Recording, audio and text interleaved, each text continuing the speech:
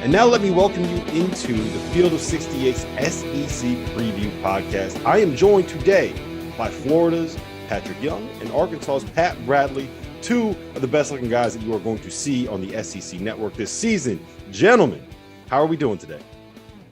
I'm doing great, man. Pat's giving me some energy. You got two Pats on board with you right now, man. We're doing great.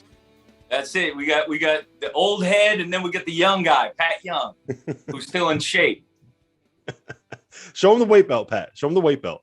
So this right here is how we used to get it done back in the day. That's when you could squat. See, now they don't allow any basketball players to squat now. We used to do back squats, front squats. So this right here was made by the legendary Cadillo Weight Belt Company. We got it right there, my name on it. Put this thing on, although it doesn't fit me now. But when I need motivation, I just get my coach, Noah Richardson bobblehead.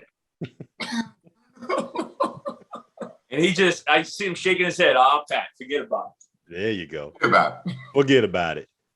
That's how I get my motivation.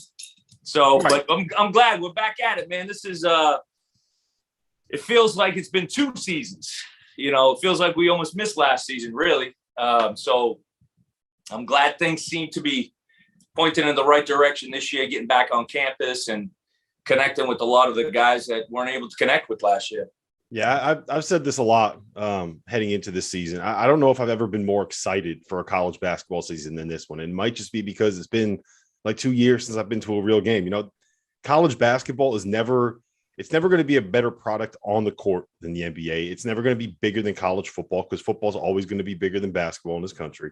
But the thing that makes it special is the environment, the fans, the student sections, the people yelling at you, people going crazy 2 nights a week in these buildings. And we're going to have that back again this season, hopefully for the whole year. So that's what I'm excited about. I'm also excited about the SEC. Well, I almost squirted somebody with a water bottle when we played at the O'Connell Center in Florida because those fans lean over the row because your bench is right there.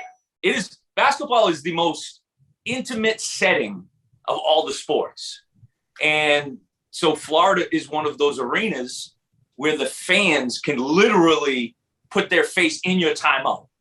And that happened to us a few times. And I had the squirt bottle ready just in case somebody got a little too close to us. Did you do it? I didn't do it. I didn't do it. The old man with the red face stepped back far enough so that we could get down to business, and I didn't have to take care of business.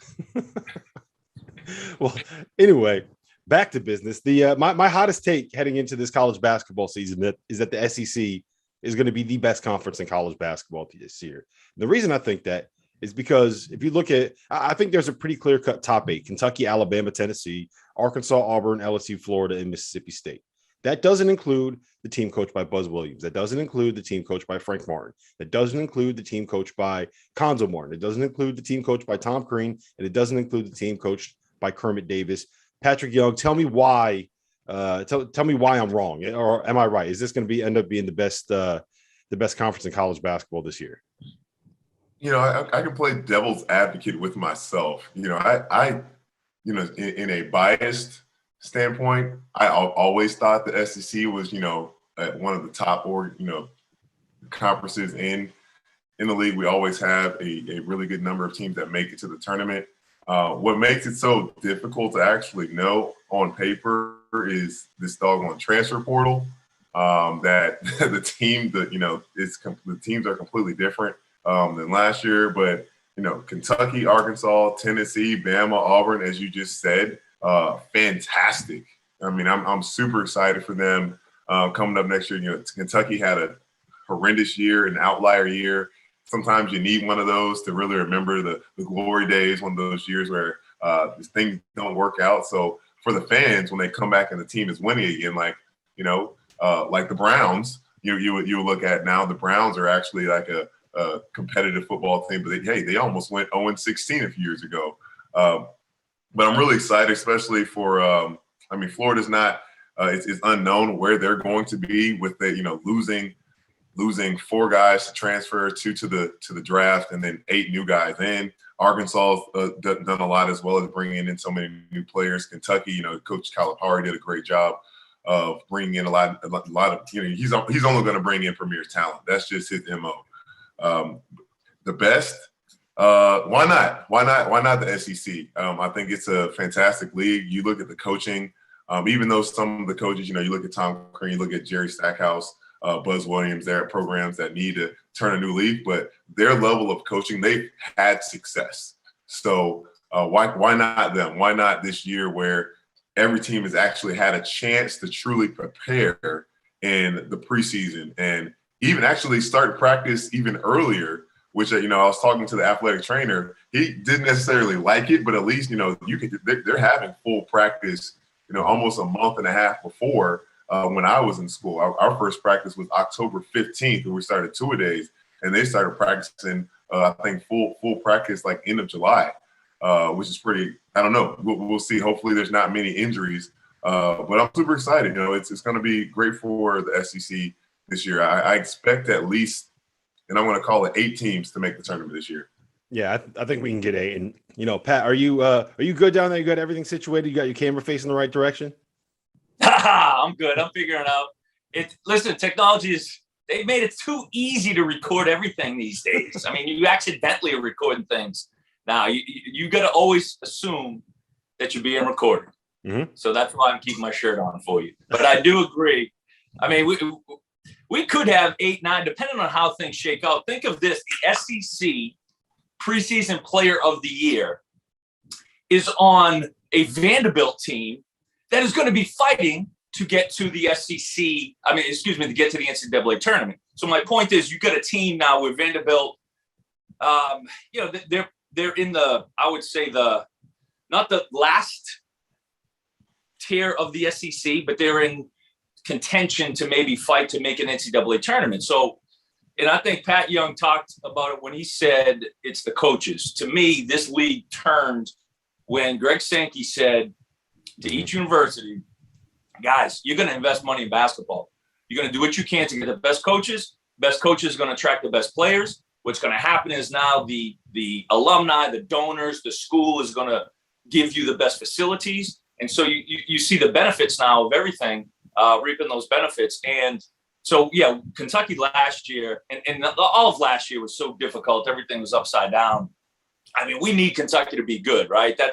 We always assume they are. I think from a national perception, if Kentucky is down, people don't, or if they lose games, or if they don't win the SEC, they think that Kentucky's bad. They never really give credit to the other teams. And so I just look at this collection of coaches. They understand, first of all, how to recruit high school kids, but they understand how to get transfers on the same page, mesh them together. And you look, Eric Musselman, he was a coach in the NBA for 2 different teams. And I think there was a story where when he was a CBA coach, he set a record for like 30 trades in his first 30 days on the job. So he understands like turnover of roster. And you got to welcome that, though. Like, if you're going to coach in the SEC, like, we know how crazy SEC football is, and how the coaches have to have they're a certain breed of human. I think with SEC basketball, it's the same thing, because the fan bases demand so much. These coaches have to accept the challenges. It's like Bruce Pearl. He's excellent, checks all the boxes, understands how to deal with fan base, understands how to deal with media, understands how to recruit, create a team, form a team, get transfers in. So to me, it's about the coaches, and they've got the right guys in all these 14 schools. So you know what else about Bruce Pearl? He is a guy that loves taking his shirt off as well. So I can see why you like him so much. Hey. And he's a Boston guy too. Yeah, he is. He's a Boston guy. There you go. Sending all these Boston guys to the SEC states, and they start taking off their shirts. I think that's what it is. I think we figured out the trend right there. I do want to ask you a little bit about Muss and kind of as an Arkansas guy, right? As someone that played there, it feels like he's gotten that fan base inspired again.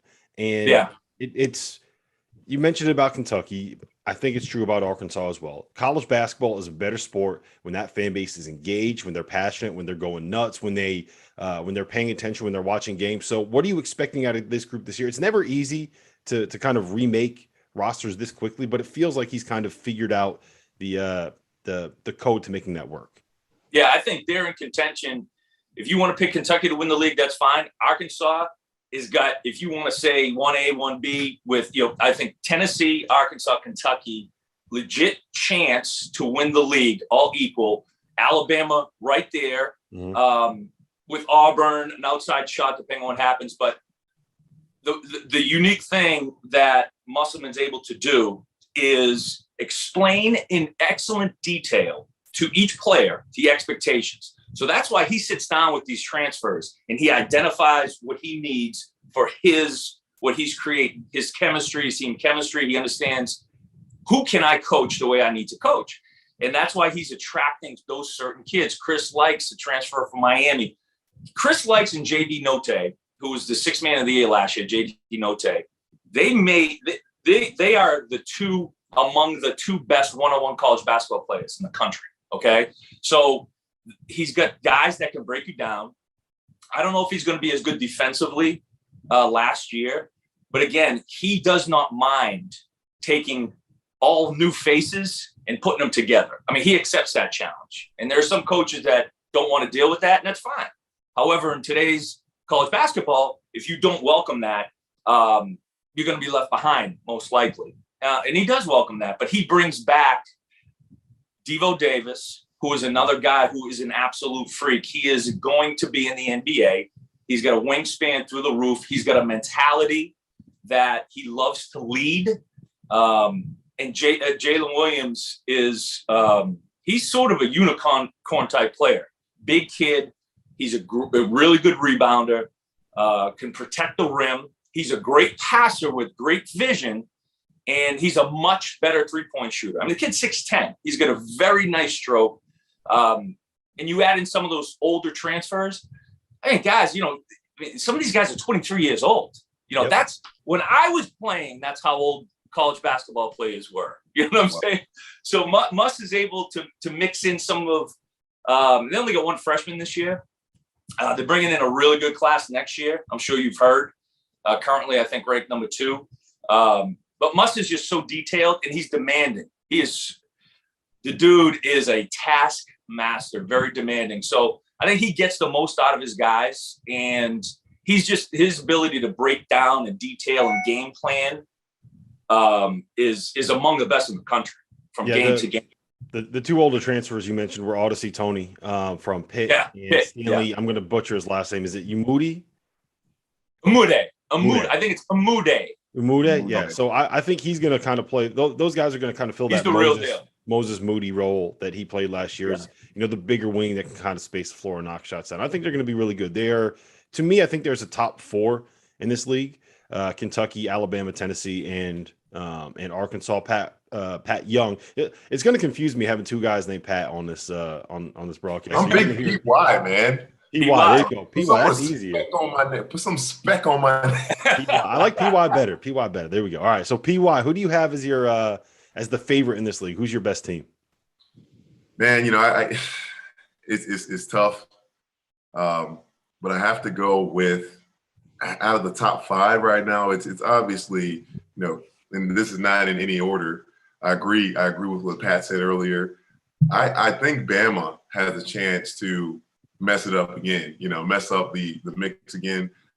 Trevor Relaford is a guy that I played against him my 4 years in college when he was at Alabama. And he said it's NCAA tournament or bust for them over there at Alabama. I think that they're going to have another fantastic team. I'm super high on Quinterly. I think he to me is my player of the year. And the reason I say that, I go with the best player on the best team. And I think he's going to be, if he can lead his team, if he can lead Alabama to finish 1-2 around there, because he just is so dynamic. He's electric. I really love watching him play, how he can actually shoot the ball getting around. I think Alabama's 3 and D, how fast they just get the ball up the court and how and everyone's knocking down threes. Like you have to be, head on a swivel.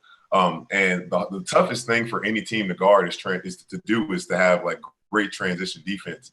A team like they can rebound well and they get it out on you, and you got 4 other guys. Sometimes all 5 of them can knock down the 3.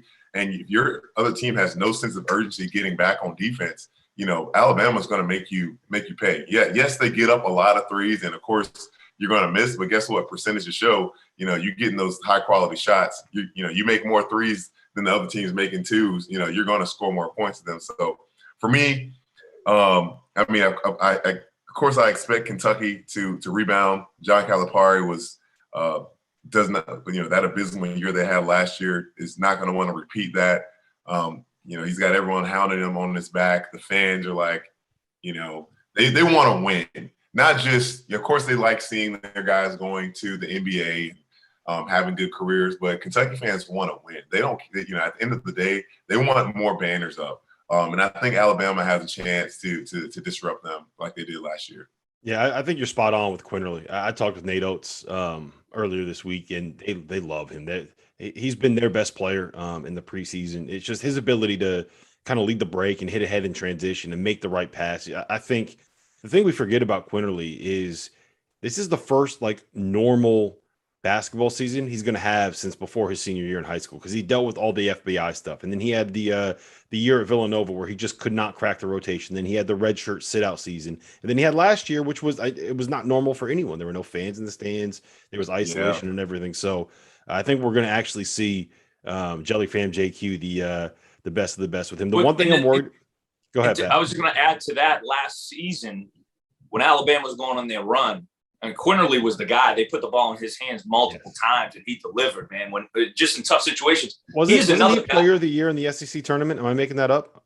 Pretty sure he was.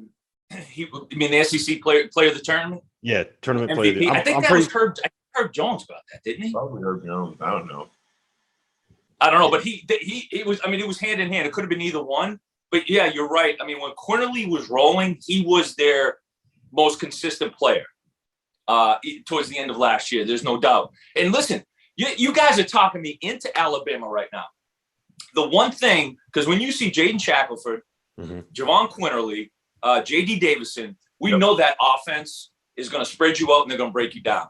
I think the luxury that they had last year with Herb Jones being so versatile defensively. I mean, dude, 6'8", so he could protect the rim like a big man. Even John Petty was when he was engaged defensively, he could protect the rim. That's the one thing. And Bama had they had a couple injuries to their big guys last year, and they're bringing back some big guys. The one thing for me is going to be, are they going to have, and Nate Oates knows this. That's why you're right. Would I be surprised at the end of the season if Alabama wins the SEC? I would not. What I would think that they would need was to have that rim protection. PY, you understand how valuable that is of all the great guards. I do think you're not going to go very far in the league or the tournament if you don't have good guards to break down any defense. However, if you do not have some kind of rim protection or some ability to score at the rim, whether it be offensive rebound, and Alabama can do that because they break it down and lay it in. So that's just what I would want to see. Their ability to do at times, be able to protect that rim when they need to. Yeah, and to your point, everyone talks about Alabama's offense and how quick they are in the threes that they shoot. They finished last season ranked 3rd nationally in adjusted defensive efficiency on KenPom. So before we move on, let me tell you guys a little bit about our partners over at Bet Rivers Sportsbook. If you haven't signed up for Bet Rivers yet, now is the time, because they are offering a $250 match bonus for your first deposit. But what sets them apart is that they require just one playthrough to turn your bonus into cash money. With their Rush Pay instant approval, withdrawing your winnings is safer, it's more secure, and it's more reliable. Now that basketball season is tipping off, get in on the action at betrivers.com today or by downloading the BetRivers iOS app. You must be 21 years or older. If you have a gambling problem, call 1-800-GAMBLER. And while I got you here, let's talk about the Field of 68 Media Network, where college basketball matters most all year round. This is a digital media and podcast network that we've been building over the course of the last year. We have shows hosted by some of your favorite players, covering the program that they love the most. AJ Guyton hosts the House of Hoosier. Eric Devendorf covers Syracuse on the scorer's table. Dan Dickow hosts the Gonzaga Bulldog broadcast. We have Florida's Patric Young and Duke's Andre Dawkins and North Carolina's Shammond Williams and Michigan's Stu Douglas and Illinois' Deion Thomas. The list goes on and on and on. We have more than 30 shows right now. So hit the links below and check them all out. And while you're at it, make sure that you go check out the Field of 12 Media Network, your home for college football. Let's talk about Kentucky a little bit because I think this is the most interesting one. I'm willing to just write off all of last season because of everything that they were dealing with. When you have that many new people and you don't get an offseason to get acclimated with each other, when you don't have the opportunity to kind of experience the team building process that comes with, something as simple as having dinner together instead of having to go back to your dorm room and eat by yourself, right? I'm willing to write off everything that they dealt with last season. PY, talk to me about this team and what you're kind of expecting out of them. Look, Keon Brooks, I think he's going to have a big year. Ty Washington, Severe Wheeler, Kellen Grady, CJ Frederick. I think they have some really good guards this season. And I'll be very interested to see how Oscar Tshiebwe, who may be the strongest guy in the SEC since you graduated. I'll be very interested to see how he kind of develops. Hey, what do you expect? Who carries around their weight belt? Me or PY? Huh? Come on now. Give me some respect. Hey, well, you're just a little bit older than him. So. I'll show you up on a 380-yard drive. But in terms of Kentucky, man, I'm willing to count off last year as well. It's so strange, Kentucky not making the tournament and just all that stuff. Unbelievable. But Ty Washington, he better show up. My man just got a Porsche deal. My man just got a Porsche deal in college. So he better show up because you're doing all these things to that level, to that extent. I can't imagine. Rob, I just can't imagine just signing a Porsche deal as like a freshman in college. Right. And it's legal. It's allowed. When you got those, PY, when you got those, it wasn't legal, huh? They just that was the under the table thing where they say, "Oh yeah, I'm paying. Don't worry about that. I'm paying those bills." But I can just imagine, thinking of my days with Coach Donovan, I can just try to put myself in the time machine of now that NIL changes have happened, just if you're not performing on the court, I can hear Coach Donovan just making fun or just picking at me or something. Why don't you get out there and get in your Porsche or something? Just drive around. I don't know. I can just feel it. But when it comes to Kentucky, the key for them has always been having great point guard play. Being able to have a team that is led by a dynamic point guard that just makes it so hard on opposing defenses. We always hear the phrase, good defense, better offense. And the point guard play that John Calipari has had in these last few years, excluding last year, is due to just his great recruitment and just knowing the fit of the right players to be in that position. They're ready to step up in that role. I've seen how he coaches and practices. He puts so much pressure on his guys because he expects excellence, wants them to be exceptional. He will not accept anything less than that. He loves his players so much, and he knows that. He wants them to achieve all their dreams. So, and winning is the cure for all of that. And that is the culture that he's instilled at Kentucky. Again, last year being an outlier, that last year for the players that returned and the players coming in, they're going to do everything they can to not recreate whatever was on the list of things not to do. We're going to do the exact opposite. The culture, the attitudes, the suspensions, the egos, all that stuff. Scratch it out the door. We're coming to win because when we win, everybody wins. So it'll be nice to see Coach Cal step up and do his thing again, even though it kind of hurts me to see Big Blue on top. But it's going to be a really competitive year. And it's really, Pat, to your point, man, it's really awesome to see Arkansas and Coach Musselman bringing them back in the mix because they weren't very good when I played them in my time. That's a few rough years, is no doubt. The one thing for me with Kentucky, last year, they struggled to score. It was painful at times to watch them put the ball in the bucket. Like Bill Russell says, the name of the game is put the ball in the hole. It is and will always be the name of the game. That's why everybody loves a shooter, okay? That's why every coach needs a shooter on their team. And they got a couple of them. They kid C.J. Frederick and Kellen Grady. They're proven shooters. You can remember last year when Kentucky was struggling. Well, they go to Mississippi State at Mississippi State and win when they had guy hit 6 threes coming off the bench. So how can you create easy scoring opportunities? So there were times in the past when Kentucky was making their run to the Final Four that they had guys like Pat Young, guys who played around the rim, aggressive. You miss a shot, they're there to get you chunk dunk, okay? So do they have, if they don't have that, then they're going to have it point a guard, Ty Washington. Can we start our jokes now? He plays like a Porsche. He's fast. He gets in the lane. I mean, can you hear all these race car jokes? Just going to be, I can hear him now, right? The only problem is he got an SUV. Like he got an SUV, right? I don't think he got one of the sports cars.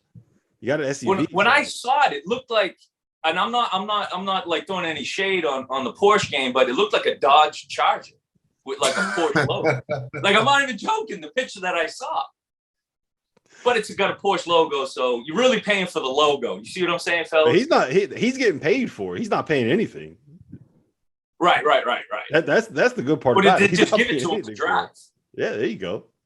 Did they just give it to him to drive? Yeah, I'm sure he's getting something out of it. Yeah, it's probably gas. Hey, what I want to know, Pat, is before we continue the Kentucky conversation, what were you driving when you were in college? With your shirt off? And I actually with shirt off. It had to have been some like 1975 pickup. That's what I'm picturing you in right now, with your shirt off. We did have an old big boy that had a red pickup. He was a farmer. No, I never owned a car. Where I grew up, you walked everywhere. So I grew up in the city of Everett, which is like a mile north of Boston. So I never had a car. I never wanted a car. Never needed one. But I ended up getting one like my junior year in college. It was like a 1989 Audi. Okay. And I drove that thing till the wheels popped right off. And I've only owned 2 cars my whole life. That's it? So a 1989 Audi and whatever you're driving right now? Well, yeah. I had a 2004 Denali that I drove up until last year, and then we traded in and got my wife a new car, and then I took the old. Now I'm driving the old beat up one again. So hey, look, there's nothing wrong with a nice beater. All right, there's nothing wrong with it. That's right. Hey, that's right. I don't have to clean it. I don't have to worry about it. Exactly. To get you from A to B. Exactly. So here's my hot take on Kentucky. I think that we're going to see the most modern offense that we've seen out of Kentucky since. I don't know, probably since Cal got there, because it feels like, PY, you can attest to this, man. They run basically the same stuff now that they ran when you were there. Cal, is as much as anybody, plays like 2 bigs and really wants to have that kind of throwback style. Like he always wants a 7-footer that's going to go and catch everything at the rim and block everything at the rim. And I think everywhere else in basketball, you're kind of seeing it trend away from that, and he's leaning into it. But Rob, doesn't he have that luxury though every year? Like yeah, he has the pick of the litter to get the best big man, most athletic big man. He's got that. I think that's what was the head scratcher last year, and maybe the last couple of years was what's the disconnect here? Because we know Cal is among the best recruiters maybe ever. So what's the disconnect? And maybe it was just team chemistry. Like the talent's there. We know it was. They got 5 stars next to their name, don't they? So right. I think, that's all the challenge is. Like this year, they've got what you would think on paper is a team to do damage. It is because look, here's the thing. You got that big guy inside in Sheway, right? And Damian Collins too. But then you have guys like CJ Frederick and Kellen Grady and Ty Washington, Severe Wheeler, Dante Allen that are going to make you guard them on the perimeter. So instead of having 5 guys around like hanging off of Sheway as he tries to finish, you got to guard those guys. CJ Frederick is not going to miss if you leave him open. Hey, you forgot about Severe Wheeler. No, I said him. I got him in there. Yeah, 14-7. Yeah, he's really good. He's a beast now. So here's my Another big question I have in the SEC is Tennessee and like what we're going to see out of them, because I feel like when they were at their best, they had all of these guys that were under recruited, 3-star players that had something to prove, that had a chip on their shoulder, the Grant Williams, the Admiral Schofields, the Jordan Bones, and those dudes were killers when they got older. And now Rick is kind of going back to like getting these 5-star players, and I feel like it's kind of gone a little bit away from what made that program great when they were winning the SEC and they were making Sweet 16s and getting to the Elite Eights. Does that make sense, or am I kind of reading too much into it? What do you guys think? Well, I'll say, watching those guys and get to know those guys, don't forget, over the course of a few years now. I mean, those were older guys, right? Mature guys. I think they were unique. I really do. And I think that was, it's sort of like, yes, they were under recruited. And now you look at them, though, as they developed, and they're just unique men, unique leaders. And I'm not trying to like get all corny or anything like that, but it's just, you knew those two guys are going to be successful. Like, you could invest in those guys, and what they were doing was going to affect the whole team. I just thought they were great leaders. And you go back to last year, and they were all good players. But the issue was there wasn't anybody who was taking the lead consistently from an offensive standpoint. Yves Pons, great player, did not have the mentality, though, to say, I'm going to get 30 tonight. Fulkerson just didn't have that mentality. Josiah Jordan James, great talent. Kid can do everything with basketball. But when it comes down to, we got to get this win. I got to get 30, didn't have it. So, and then those two youngsters, were able to develop that towards the end of the year. I think Kennedy Chandler, from point guard standpoint, has that mentality. Everybody is better. They're going to play, they're going to defend well. It's always going to give them a chance because they're going to defend well. But it's that one difference maker on an offensive side of the ball that could push them through and win those tough games, PY. It was just so strange because I remember going into the season, and I think I don't know if I was on a call with you, Rob, at the time. We were like, Tennessee, yeah, they're gonna win the league this upcoming year. Regards to last year, we had such high hopes on them, and Florida beats them by 26 at home. Florida team that was able to the only really big win that I think Florida had last year was beating West Virginia on the road, and then they come back home and lose to South Carolina at home. That didn't even really have a big guy. But it just seems so strange. Like, there, for some reason, the chemistry for that Tennessee team, it was just so influx. To your point, Pat, yeah, nobody seemed to step up and just, hey, I'm the guy. We need a bucket. It's gonna be me. There was just so much inconsistency, which is so rare for a Rick Barnes team. But it's college basketball. But then, Pat, the one thing is, you wonder, was there even a guy on the roster that could was there a guy? Keon Johnson and Jaden Spring, obviously NBA guys, and they were young, so they had to maybe learn how to do it. As a freshman, sometimes you're given the keys to the Porsche. Right. Hey. I got another one in. Sometimes you're given the keys to the Porsche day one. The coach and everybody sort of knows, yeah, this kid's the man. And sometimes it takes a freshman halfway through the SEC season to figure out, okay, I can do this. And that's kind of what happened in Tennessee. Yep. To your point, I feel as though that's exactly what Bradley Beal went through in my year. I think he had a pretty slow year starting off. And from what I've seen, how he performed in AAU basketball and knowing him personally and how hard he worked, it was just something had to click mentally. And for us to like, hey, Brad, if you can see the rim, you're open. You think about go attack the basket. But to your another thing, when I got a chance to talk to Coach White on my podcast, and I'm sure every school across the country experienced it, they had no locker room. They had no the dynamics and the adversity. There was one player at Florida, and I don't know the dynamics of other schools, that had to go into quarantine like 4 times during the season. Can you just imagine in a hotel by yourself, your teammate, all you can do is play video games. You can't connect. You're not building that camaraderie in the locker room. You can't even stay in shape. Like you got to spend 10 days in a hotel room or in a dorm room. Like when I had to quarantine, at least I was in a basement and there was like a Peloton in the room to work out down there. Not that I did any of that, but like I had the opportunity to do it. These kids were sitting in a dorm room, like trying to do push-ups and air squats and have that keep you in shape to play college basketball. In the SEC, it's just not possible to do that. But to both of your points, I do think that what Tennessee had a lot of last year were great role players and great guys that can finish plays and no one that could be that creator that could set the table for him.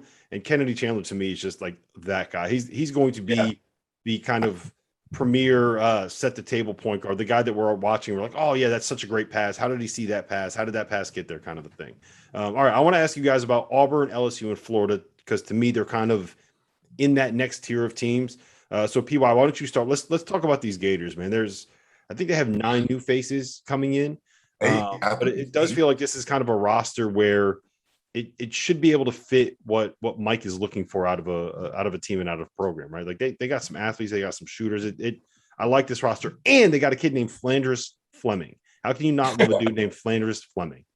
Yeah, I think they just call him Phelan, but he arguably the best name in college basketball. I hope he explodes this year so everyone just knows his name because he's big time. But yeah, I mean it's difficult for this new platform, this new landscape of college basketball to ensure that continuity and success. But what Coach White did was, and he has had a great tenure, and it's always tough, when you're Coach Spurrier always says, you don't want to be the guy after the guy. You don't want to be the guy that's coming in after, the one that did all the wins. But, Coach White has had, the only real stain that I'll put on his time so far is that he has not beat Florida State in his 6 times so far. So I'm actually going to be covering that game. I'll be there in Gainesville. So I'm hoping we can break that streak. But bringing in, if they do win, are you taking your shirt off on the sideline in the booth? You got to do it. You got to rip the shirt off just like this. For the Rowdy Reptiles. We'll see. I might think about it for the Rowdy Reptiles. But the thing is now with this, 4 guys transfer, 2 to the NBA, 8 new guys in. I think 6 transfers, 2 freshmen. Like who's going to start? The guys that did stay, I think there's the only guy that returned to Florida that was one of my Coach White's actual recruits and not through the transfer portal is Jason Jatobo. He's the only returner, and he hasn't really had significant playing time. It's been a little bit difficult for him. Like he's a big guy, and when you talk about strength, he's strong, but he's got to continue to cut down some of that body fat so he can be on the court for longer. Because I've seen him, he's effective, but if you're tired after 3 minutes and you can't show up and get back up and down the court, Coach White's not going to play you. But Coach White, when you have such a new team, and hopefully he's doing a great job putting those guys through a lot of adversity and pressure situations and just seeing how they react when it hits the fan. So he can kind of do the best job he can for that first starting 5 to step in. But I'm really high on Tyree Appleby. I think he's a great returner for them. I think he definitely should be the starting point guard for that team. He showed that he's pretty fearless. He gets a little loose with the ball sometimes, and that kind of hurt the Gators a little bit in the last in the tournament, in the SEC tournament and the NCAA tournament. But really high on CJ Felder. It was a disappointment that Noah Locke decided to transfer, but I'm not surprised because him being a shooter, he thought he wasn't getting involved in the offense enough. And it's like, hey, man, you pretty much have the green light from the parking lot. What else more do you want? But it's going to be interesting to see what happens with this Florida team with so many transfers and making sure like these guys that were the guy where they were before, but just wanted to come into this and fit in this role and be a piece of the cog. How are they all going to fit in when they're not getting as many shots or as many touches as they were before? And hopefully it can all turn to winning. Florida has struggled so much with easy baskets, just getting the ball in the hoop. It seemed like when I would go to their games, they had to fight so hard. Everything is in the shot clock or a bad shot. We're not getting offensive rebounds. Other team pushes it up, getting layups to the basket. So hopefully, now that we have some scores on the squad, we can create those easier baskets and knock some shots down.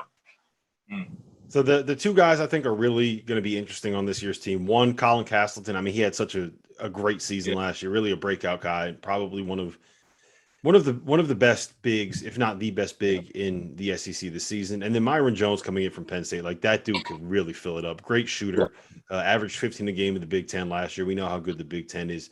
Pat, I want to ask you about Auburn because I do feel like this is a team that's it's going to be a little bit different than what we're used to seeing out of a Bruce Pearl team. Like normally they just have that great little point guard that can kind of get up and down the floor, shoot a ton of threes. Whereas this year it's going to be Walker Kessler and Jabari Smith, at least until Wes Flanagan gets back from this Achilles injury, and hopefully he gets back healthy. He's a stud.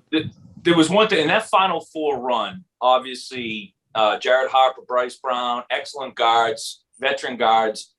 But I thought Bruce Pearl did an excellent job of utilizing Okeke. Remember Chuma Okeke he was an incredible offensive weapon.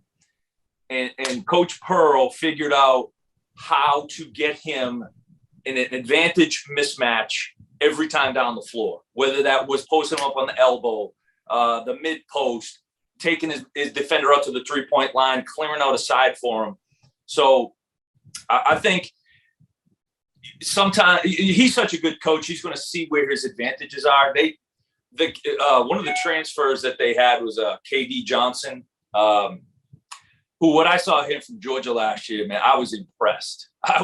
He's just a big, thick, kind of a bull kind of kid that can get downhill fast and create a lot of things. And he's got size too, man. Devin Cambridge, Alan Flanagan. He's always going to have those athletic wings that I've always said this like about his teams. You watch him during the season, and then all of a sudden you'll have a kid go for 25 and you never heard of his name before. And it's like, how is he able to do that? So I think his development throughout the season, you're going to see at some point a guy that we haven't talked about hit him for 20. And then that guy is going to be competing for minutes. So he just does a good job of keeping everyone engaged. Of course, that freshman Jabari Smith, I was talking to Damian Fishback, and he just said from what they've seen, he's everything and more than what they expected.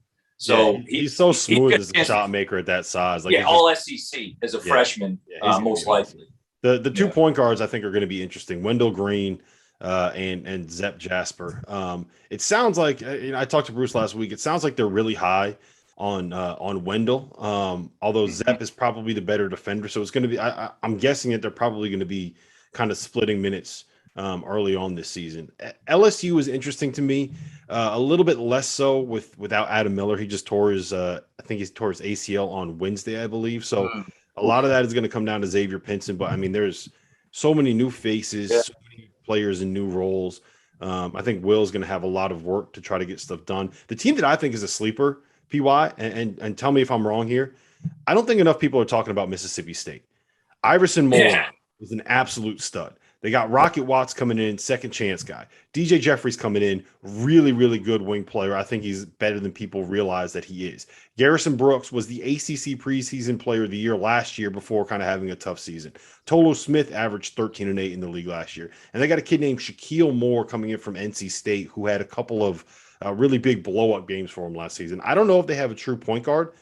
I don't know if it's going to matter. I think this is like the perfect kind of team for Ben Howland. To me, I think that they probably finished top 6 in the league, maybe top 5. I think they're a top 25 team.